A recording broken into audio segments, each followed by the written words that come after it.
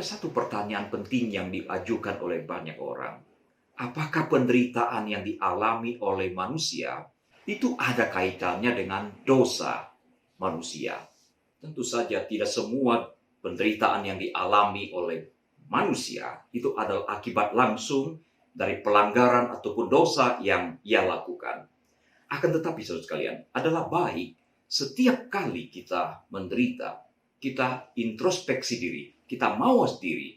Karena siapa tahu penderitaan yang kita sedang alami itu adalah sebuah teguran Tuhan, bahkan sebuah penghajaran dan hukuman Tuhan atas dosa dan pelanggaran yang telah kita lakukan di hadapan Tuhan. Apakah betul Tuhan bisa murka kepada umatnya? Sebagian orang berkata, Allah itu kan baik. Dia maha kasih, maha pengampun. Masa sih dia masih bisa murka dan marah kepada umatnya? Terus kalian hanya menekankan bahwa Allah baik, Allah maha pengampun, dan maha pengasih adalah teologi yang tidak proporsional apabila kita tidak membicarakan tentang Allah yang bisa murka, Allah yang bisa menyatakan amarahnya ketika manusia memberontak dan berbuat dosa.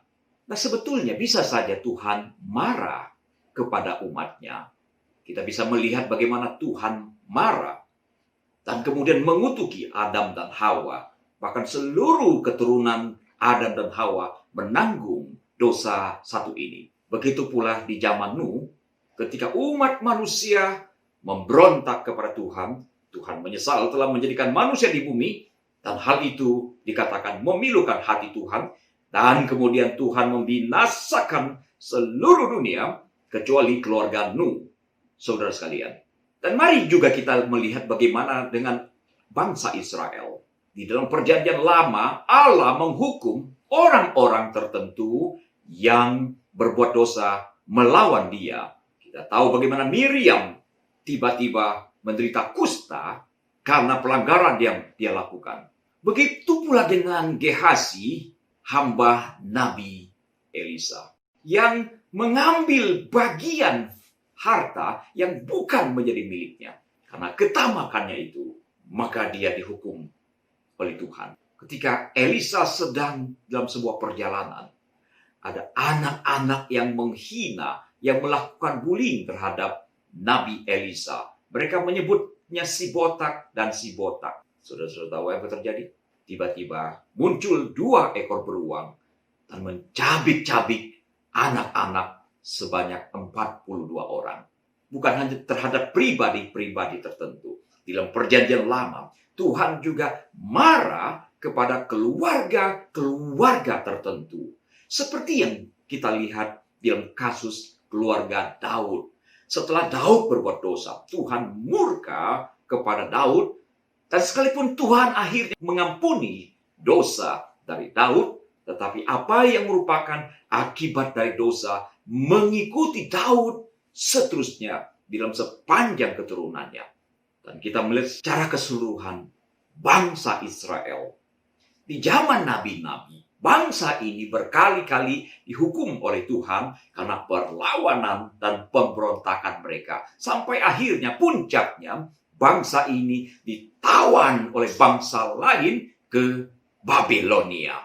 Lalu bagaimana nasib bangsa Israel di dalam perjanjian baru?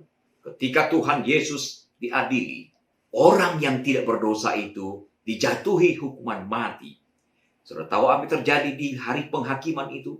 Orang-orang Israel berseru, biarlah darah orang itu ditanggungkan atas kami dan atas anak-anak kami. Saudara tahu apa yang terjadi setelah Yesus dihukum mati? Kira-kira 35 tahun kemudian, bangsa ini dihajar oleh Tuhan, Yerusalem dan bait Allahnya yang megah itu dihancurkan oleh bangsa Romawi. Saudara sekalian, saya meyakini bahwa penghancuran Yerusalem di tahun 70 itu adalah akibat langsung dari dosa yang dilakukan oleh orang-orang Yahudi pada waktu itu. Sangat menarik, saudara. Ada seorang bijaksana bernama Marabar Serapion. Marabar Serapion adalah seorang Syria. Dia adalah seorang yang bijaksana. Ia berusaha untuk menasihati anak-anaknya untuk berperilaku bijaksana.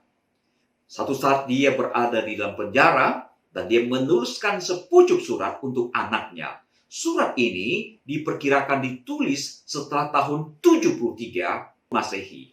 Dan surat ini masih tersimpan di Museum Inggris. Saudara-saudara sekalian, seperti apa kata-kata Marabar Serapion? Berikut ini kutipannya. Keuntungan apa yang diperoleh orang-orang Athena dengan membunuh Sokrates? Bencana kelaparan dan wabah, penyakit menimpa mereka sebagai hukuman atas kejahatan mereka. Keuntungan apa yang diperoleh orang-orang di Samos dengan membakar Pitagoras? Dalam sekejap tanah mereka diliputi oleh pasir. Keuntungan apa yang diperoleh orang-orang Yahudi dengan membunuh raja mereka yang bijaksana? Tidak lama setelah itu, kerajaan mereka dihancurkan. Allah telah membalas kematian ketiga orang bijaksana ini dengan adil. Orang-orang Athena mati kelaparan. Orang-orang Samos ditelan samudera. Orang-orang Yahudi kalah perang dan terusir dari tanah airnya, terpencar ke seluruh dunia. Tetapi Sokrates tidak binasa. Dia hidup dalam ajaran Plato. Pitagoras tidak binasa. Dia hidup dalam patung Hera. Begitu pula sang raja bijaksana tidak binasa. Dia hidup dalam ajaran yang diberikannya. Saudara-saudara lihat apa yang ditulis oleh Marabar Serapion. Dia menggambarkan bahwa apa yang dilakukan oleh orang Yahudi dengan menyalibkan Yesus telah mengakibatkan bangsa ini tercerai-beraikan dan dihukum oleh Tuhan. Saudara sekalian, karena ketidakpercayaan mereka dan karena pemberontakan mereka, maka pada akhirnya bangsa Israel dibuang oleh Tuhan. Dan kemudian Allah mengangkat orang-orang kafir, bangsa-bangsa kafir menjadi umat Allah. Saudara bisa membaca referensi dari bagian ini dalam surat Roma pasal yang ke-11, saudara sekalian. Di Perang Dunia Kedua, ada peristiwa pembantaian terhadap orang Yahudi yang disebut dengan peristiwa Holocaust. Di dalam peristiwa ini, bangsa Jerman membantai 6 juta orang Yahudi. Sehingga ini menjadi sebuah kegelapan di dalam sejarah dunia. Bayangkan, saudara sekalian, 6 juta orang Yahudi dibantai sedemikian rupa. Apakah ini penghukuman Tuhan? Saya kira tidak semua orang Yahudi yang menderita, itu menderita karena dosa mereka. Tetapi saya bisa yakini bahwa karena kesalahan, karena pemberontakan, karena dosa manusia, Yahudi, mereka dihukum. Bukan hanya di dalam perjanjian lama sebetulnya. Di dalam perjanjian baru pun, Allah menyatakan dengan tegas bahwa murka Allah nyata dari surga. Roma 1 ayat 18 dengan tegas mengatakan seperti ini. Sebab murka Allah nyata dari surga atas segala kefasikan dan kelaliman manusia yang menindas kebenaran dengan kelaliman. Kalau demikian, seperti apakah murka Allah terhadap kejahatan manusia, terhadap dosa dan pemberontakan manusia selama di dunia ini, saudara sekalian? Nah, sekarang ini kita tidak berbicara tentang murka Allah dalam bentuk penghukuman kekal di dalam neraka. Kita hanya mendiskusikan, membicarakan tentang bentuk-bentuk teguran dan hukuman Tuhan selama di dunia ini. Yang pertama, saudara, hukuman Tuhan atau peringatan Tuhan itu bisa dalam bentuk bencana, saudara sekalian. Nah, di dalam perjanjian lama, Tuhan menghukum umatnya, menghukum manusia secara umum, itu menggunakan fenomena alam. Kita tahu ada banjir, longsor, gempa, tsunami, kekeringan, Dan masih banyak fenomena alam lainnya yang digunakan oleh Tuhan untuk menghajar orang-orang yang berdosa. Tetapi di zaman sekarang, orang-orang cenderung tidak lagi melihat peristiwa alam yang menimbulkan korban, kematian sebagai sebuah bentuk penghukuman. Kita cenderung hanya melihatnya sebagai sebuah peristiwa alam. Tidak ada hubungannya dengan penghukuman Tuhan. Apakah peristiwa alam tidak ada hukuman Tuhan di dalamnya? Ini pertanyaan yang sangat penting, saudara-saudara sekalian. Nah, untuk menjawab ini, mari kita melihat referensi Alkitab. Uniknya, saudara, di dalam surat Roma 13 ayat 4 dikatakan, karena pemerintah adalah hamba Allah untuk kebaikanmu. Tetapi jika engkau berbuat jahat, takutlah akan dia. Karena tidak percuma pemerintah menyandang pedang. Pemerintah adalah hamba Allah untuk membalaskan murka Allah atas mereka yang berbuat jahat. Saudara perhatikan dengan seksama. Firman Tuhan mengatakan bahwa pemerintah itu adalah hamba Allah yang dipakai oleh Allah juga untuk menyatakan murkanya atas kejahatan dosa yang diperbuat oleh warga negara itu. Nah, paralel dengan pemerintah yang adalah hamba Allah, saya pikir Tuhan tetap menggunakan hukum alam, peristiwa alam, fenomena alam untuk menyatakan murkanya kepada orang-orang yang berdosa. Walaupun dengan catatan bahwa orang-orang yang ditimpa oleh bencana alam itu belum tentu sepenuhnya karena dia dimurkai oleh Allah. Sama seperti ada kasus tertentu di mana ada orang-orang tertentu dijatuhi vonis, bahkan dieksekusi mati atas kejahatan yang sama sekali tidak ia ataupun mereka lakukan. Dengan kata lain, bisa saja orang-orang yang tertimpa bencana adalah karena dimurkai oleh Tuhan. Karena dosa dan pelanggaran yang mereka lakukan. Terbuka kemungkinan seperti itu. Tapi juga terbuka kemungkinan bahwa orang-orang itu tertimpa oleh bencana semata-mata karena peristiwa alam. Terlepas dari hukuman Allah. Sekalipun fenomena alam yang dipakai oleh Tuhan untuk menghukum orang-orang di dalam perjanjian lama, itu tidak berarti bahwa semua orang yang mengalami fenomena alam itu dihukum oleh Tuhan. Kita mengambil contoh peristiwa 10 tula yang terjadi di negeri Mesir ketika Israel akan keluar dari negara itu. Bukankah Tuhan murka kepada Firaun yang menghalangi umat Israel keluar dari tanah perbudakan? Tuhan memberikan peringatan 1, 2, seterusnya sampai 10 kali. Sebetulnya Tuhan sedang mengingatkan, sedang menginsafkan Firaun agar dia bertobat dan mempersilakan umat Israel keluar. Intinya ada di situ. Tetapi sebagai akibat dari kekerasan Firaun, maka seluruh, paling tidak banyak ataupun mayoritas orang Mesir mengalami kesulitan, penderitaan karena ulah dari pemimpin mereka. Seperti apakah bentuk dari penghukuman Tuhan? Yang kedua adalah kemiskinan. Tidak selalu kemiskinan yang dialami oleh seseorang ada karena dia berbuat dosa. Saudara sekalian, di dalam banyak kasus, kemiskinan terjadi karena orang malas, karena politik, karena ditipu, karena terjadi resesi ekonomi, karena berjudi, karena peperangan, dan masih banyak lagi. Tetapi saudara sekalian, tidak tertutup kemungkinan seseorang mengalami kemiskinan, kemelaratan dalam hidupnya, itu karena dia memberontak, berbuat dosa kepada Tuhan. Kita bisa lihat apa yang terjadi dengan anak bungsu itu, saudara sekalian, di dalam perumpamaan Tuhan Yesus. Ia pergi dengan kekayaan yang penuh dan melakukan begitu banyak dosa dan pelanggaran. Sampai akhirnya dia jatuh miskin karena ulah yang dia lakukan. Begitu pula dalam kehidupan kita sehari-hari.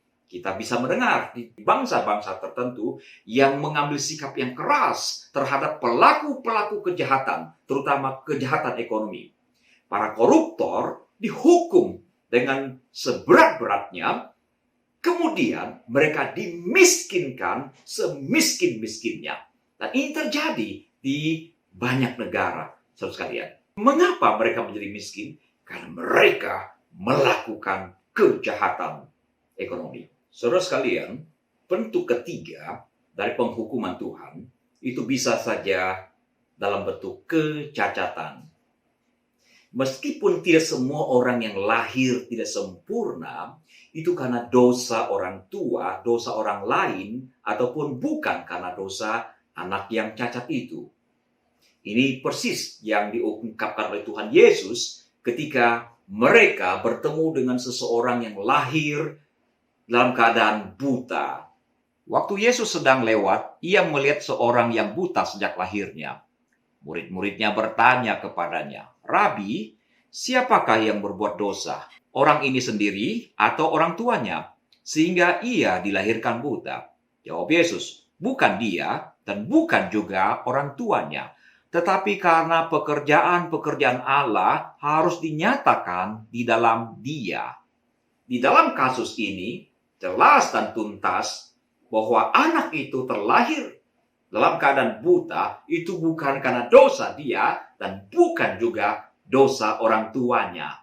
Tetapi saudara, ada kasus-kasus tertentu di mana seorang bisa lahir dalam keadaan cacat karena dosa yang dilakukan oleh orang tuanya. Kasus-kasus khusus ini biasanya terkait dengan penyakit kelamin, di mana pria ataupun wanita melakukan pelanggaran seksualitas sehingga mereka tertular penyakit dan penyakit itu ditularkan kepada generasi berikutnya. Ada satu hal yang menarik, saudara, di dalam Alkitab. Sebetulnya, apakah anak-anak harus menanggung dosa dan pelanggaran dari orang tua mereka? Ada dua perspektif di dalam hal ini.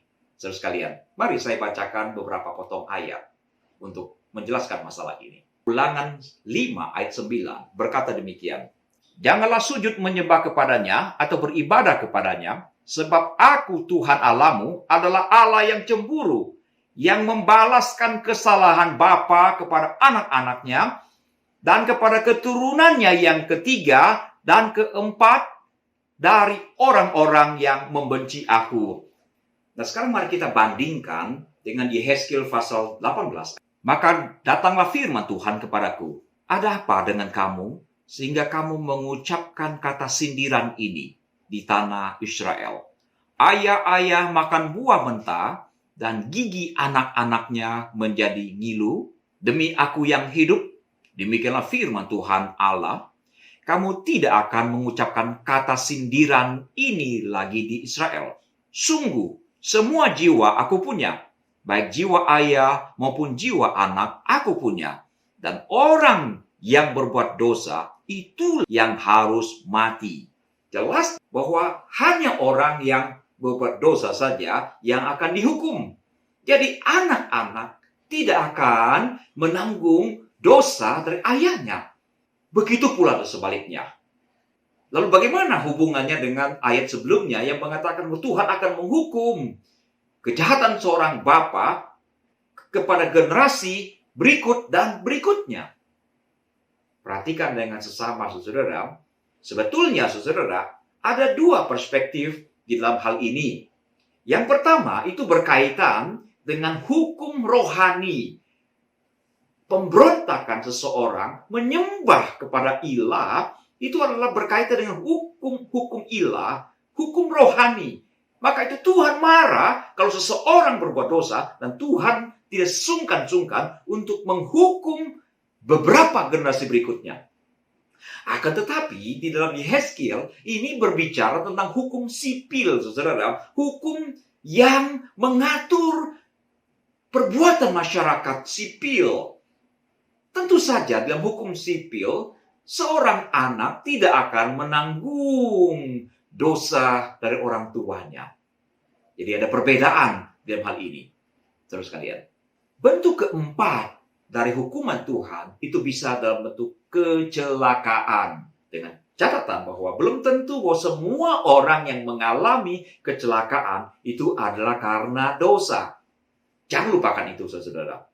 Tetapi terbuka kemungkinan bahwa orang yang mengalami kecelakaan itu orang yang melakukan sebuah dosa tertentu. Karena itu Tuhan mengingatkan orang itu. Tuhan bahkan menghajar orang itu. Perhatikan dengan sesama apa yang terjadi dengan Yunus. Ketika dia melawan Tuhan, menjauhkan diri dari panggilan Tuhan, Tuhan mendidiknya dengan cara menurunkan badai sehingga kapal yang ditumpanginya menjadi bermasalah di dalam pelayaran itu. Bukan hanya itu.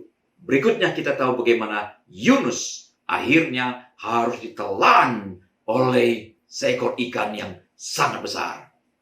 Ini sebuah kecelakaan yang terjadi pada diri Yunus semata-mata karena pemberontakan dia, perlawanan dia terhadap Tuhan yang memanggilnya untuk pergi ke Niniwe. Peristiwa kecelakaan yang merupakan penghukuman juga terjadi kepada Usa ketika ia menyentuh tabut perjanjian yang diangkut dengan kereta lembu yang tergelincir. Dan saat itu Tuhan menghukum Usa dan dia mati seketika. Walaupun dia tidak sengaja menyentuh, bahkan dia mempunyai niat yang baik untuk menyelamatkan tabut perjanjian agar tidak terjatuh ke tanah, tapi Tuhan tetap konsisten dengan apa yang telah diucapkan. Sesuatu yang tidak boleh disentuh, kalau disentuh akan mati, dan itu betul-betul terjadi kepada Usa. Satu kali ada seseorang mengirim surat kepada pendeta Billy Graham almarhum. Orang ini mengatakan bahwa dia baru saja keluar dari rumah sakit dan mengalami sebuah kecelakaan yang sangat-sangat mengerikan. Polisi heran, kenapa dia bisa selamat dalam kecelakaan yang begitu hebatnya. Dan orang ini mengatakan bahwa selama ini dia tidak terlalu peduli soal Tuhan, soal kerohanian. Dan pertanyaannya kepada Billy Graham adalah, apakah Tuhan sedang menegur dia melalui peristiwa kecelakaan itu? Billy menjawab, saya yakin Tuhan sedang berbicara kepada engkau. Tuhan sedang memberitahukan engkau bahwa hidup ini begitu singkat. Dan yang kedua, Tuhan sedang menunjukkan belas kasihannya yang besar kepadamu. Tuhan tetap mengasihi engkau, memberi kesempatan kepada engkau untuk mendapatkan keselamatan. Karena itu, Billy menganjurkan orang ini untuk terimalah Yesus dan carilah sebuah gereja supaya engkau bisa bertumbuh di sana. Menarik sekali, Billy Graham mengutip sebuah ayat untuk menjawab orang ini. Yehezkiel 33 ayat 4 yang berkata seperti ini. Kalau ada seorang yang memang mendengar suara sangkakala itu, tapi ia tidak mau diperingatkan, sehingga sesudah pedang itu datang, ia dihabiskan. Darahnya tertimpa kepadanya sendiri. Billy Graham mengutip ayat ini untuk mengingatkan bahwa seseorang kalau diberikan peringatan, mesti memberikan respon yang baik. Kalau tidak, sesuatu yang buruk akan terjadi kepadamu. Dengan kata lain, saudara, Billy Graham sedang mengatakan bahwa kecelakaan yang dialami oleh orang itu adalah sebuah peringatan Tuhan. Bahkan mungkin juga hukuman Tuhan untuk orang itu. Sekarang yang kelima, peringatan bahkan hukuman Tuhan itu bisa dalam bentuk penyakit. Sekali lagi, tidak semua sakit penyakit itu karena hukuman Tuhan. Tetapi terbuka kemungkinan seseorang dihukum oleh Tuhan, ataupun yang kalau lebih ringan lagi, ditegur oleh Tuhan melalui sakit penyakit. Di Perjanjian Lama ada begitu banyak kasus penyakit sampar yang ditimpakan kepada umat Allah ketika mereka memberontak kepada Tuhan. Begitu pula tadi saya sudah menyinggung bahwa Miriam dihukum oleh Allah. Itu sebabnya ia menderita penyakit kusta. Begitu pula dengan Gehazi di dalam peristiwa penyembuhan Naaman. Di dalam kasus-kasus khusus, sakit sebagai hukuman Tuhan itu dapat kita lihat dalam kasus orang-orang yang melakukan perzinahan. Orang-orang tertentu akan menderita penyakit kelamin. Bahkan sampai ada orang yang tertular penyakit HIV/AIDS. Walaupun tidak semua orang yang menderita penyakit ini karena melakukan perzinahan, tetapi terlalu banyak kasus di mana orang-orang yang melakukan perzinahan akhirnya tertular penyakit yang mematikan ini.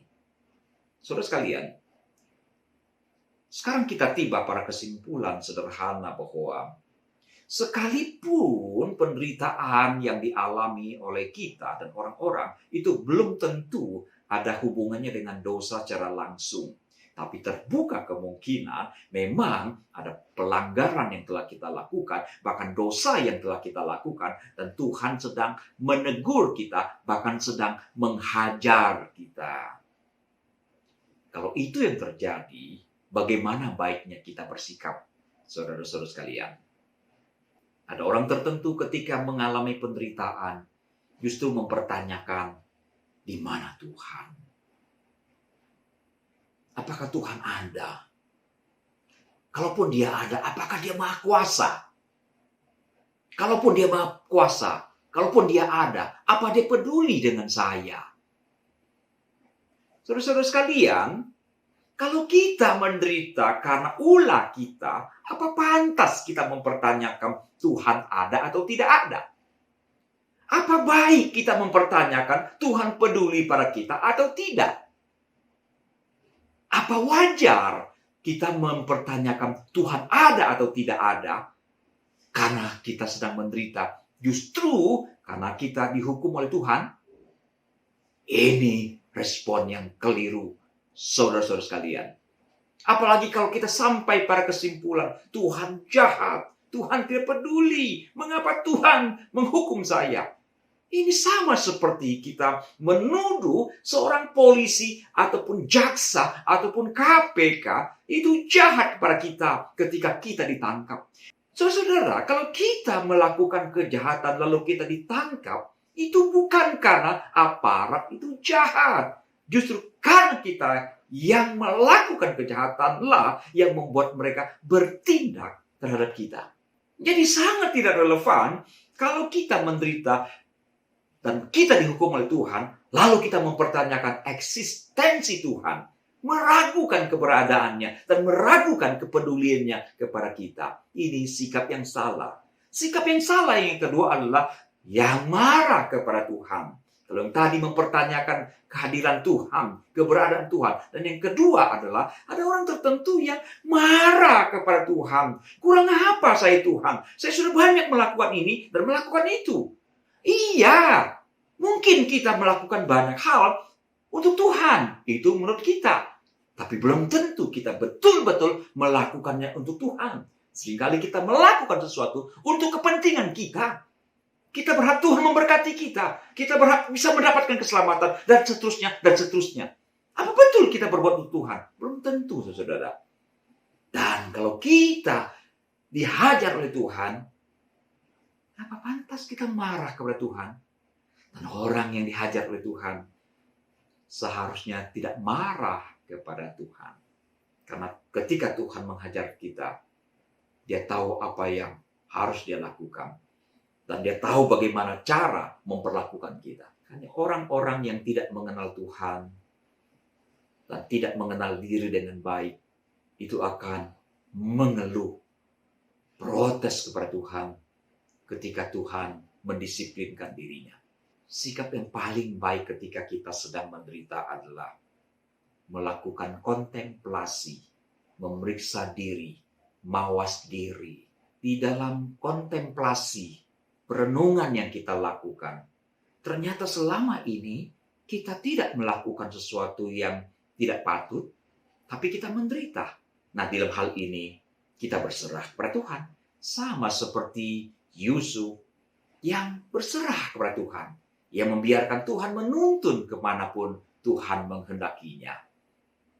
Sebaliknya, di dalam kontemplasi kita, ternyata kita tahu, kita telah melakukan banyak hal yang salah. kita mengabaikan Tuhan, kita melakukan sesuatu yang lalim, kita menghina orang, kita merendahkan orang, dan kita tidak mengindahkan kekudusan yang dituntut oleh Tuhan, itu berarti kita di dalam kondisi bersalah, berdosa kepada Tuhan. Maka yang harus kita lakukan adalah bertobat. Yehezkiel 33 ayat 11 berkata seperti ini. Katakanlah kepada mereka, demi aku yang hidup, demikianlah firman Tuhan Allah. Aku tidak berkenan kepada kematian orang fasik, melainkan aku berkenan kepada pertobatan orang fasik itu dari kelakuannya supaya ia hidup. Bertobatlah, bertobatlah dari hidupmu yang jahat itu. Mengapakah kamu akan mati, hai kaum Israel? Dalam ayat ini jelas dikatakan bahwa Tuhan tidak berkenan atas kematian orang fasik. Yang Tuhan berkenan, yang Tuhan kehendaki adalah supaya orang fasik bertobat. Nah, ini yang harusnya kita lakukan. Kita menghargai kesempatan kebaikan Tuhan ini. Saudara sekalian, kepada Nabi Yunus Tuhan sampaikan bahwa kejahatan kota Niniwe telah sampai ke hadirat Tuhan. Dan Tuhan bersiap-siap untuk menghancurkan, membinasakan Niniwe. Sekalipun berliku, pada akhirnya kita tahu bahwa Yunus sampai ke kota Niniwe, dan akhirnya bangsa Niniwe bertobat dari raja sampai rakyat, dan semua berpuasa, raja sampai binatang berpuasa. Dan Tuhan menyesal, dan akhirnya Tuhan tidak jadi membinasakan Niniwe. Peristiwa ini menjadi pelajaran berharga bagi kita semua, saudara-saudara sekalian. Sekalipun kita berdosa, bersalah, Tuhan sedang menghajar kita, bahkan Tuhan sedang menghukum kita. Kalau kita bertobat seperti bangsa Niniwe, Tuhan akan mengurungkan hukuman itu. Orang-orang yang mempelajari sejarah gereja Amerika pasti akan tahu seorang pendeta bernama Jonathan Edwards. Dia inilah yang melakukan kebaktian kebangunan rohani yang terjadi besar-besaran di Amerika. Saudara-saudara sekalian, tanggal 8 Juni tahun 1741, ia berkhotbah dengan judul Manusia yang Berdosa di Tangan Allah yang Murka. Ketika dia sedang berkhotbah, saudara, orang menangis, histeris dan berseru-seru. Apa yang harus saya lakukan supaya saya diampuni, supaya saya diselamatkan? Saudara-saudara, orang mengalami kebangunan rohani pada waktu itu. Orang menyadari betapa mengerikannya jika Tuhan marah dan Tuhan murka atas setiap dosa dan pelanggaran. Jonathan Edwards dalam khotbahnya itu berusaha untuk menenangkan jemaat, tapi tidak bisa lagi. Semua orang menangis, terseduh-seduh, dan memohon pengampunan Tuhan. Akhirnya terpaksa Jonathan Edwards mengakhiri khotbahnya. Tapi melalui peristiwa itu, terjadilah kebangunan rohani yang luar biasa, saudara sekalian. Amerika, bahkan sampai ke Eropa, orang-orang mengalami perjumpaan dengan Tuhan dan mengalami pertobatan yang sungguh-sungguh serius, sungguh-sungguh dahsyat. Bahkan ada satu cerita, dalam 1 tahun, ada satu kota, hampir semua pria dewasanya mengalami pertobatan karena pelayanan Jonathan Edwards. Saudara, menyadari Allah yang kudus, yang murka, dan akibat yang begitu radikal yang bisa terjadi menyebabkan orang-orang akhirnya. Nah, saudara-saudara, dari perenungan ini saya berharap kita semua memberikan waktu khusus untuk berenung. Jika kemarin, jika waktu-waktu yang lampau kita menderita, jika sekarang kita sedang menderita, ataupun ke depan kita menderita, jangan lupa kita gunakan waktu untuk mencari wajah Tuhan, untuk memeriksa diri kita. Adakah kita telah bersalah kepada Tuhan? Dan jika kita mendapatkan diri kita telah jauh dari hadapan Tuhan, mengabaikan Tuhan, bahkan melecehkan Tuhan dalam hidup kita, menganggap Tuhan tidak hadir dalam hidup kita, dan tidak melibatkan Dia dalam hidup kita, adalah waktunya bagi kita untuk berbalik kepada Tuhan. Kembali kepada Tuhan, menyesali pelanggaran dan dosa yang kita lakukan, Tuhan pasti akan memulihkan hidup kita lagi. Semoga Tuhan menolong kita. Mari kita berdoa. Tuhan, terima kasih untuk banyak ayat firman Tuhan yang mengingatkan kami, menegur kami. Tolong kami untuk mampu melakukan kontemplasi, perenungan yang mendalam. Di mana posisi kami di hadapan Tuhan? Adakah kami telah berbuat salah dan Tuhan mendidik kami, bahkan menghajar kami ketika kami berdosa pada Engkau? Bantu kami untuk mampu mawas diri dan mengambil sikap yang pas ketika kami di mana posisi kami di hadapan Tuhan. Pimpinlah hidup kami. Terima kasih untuk teguran buat kami pada hari ini. Dalam Yesus Tuhan kami berdoa. Amin.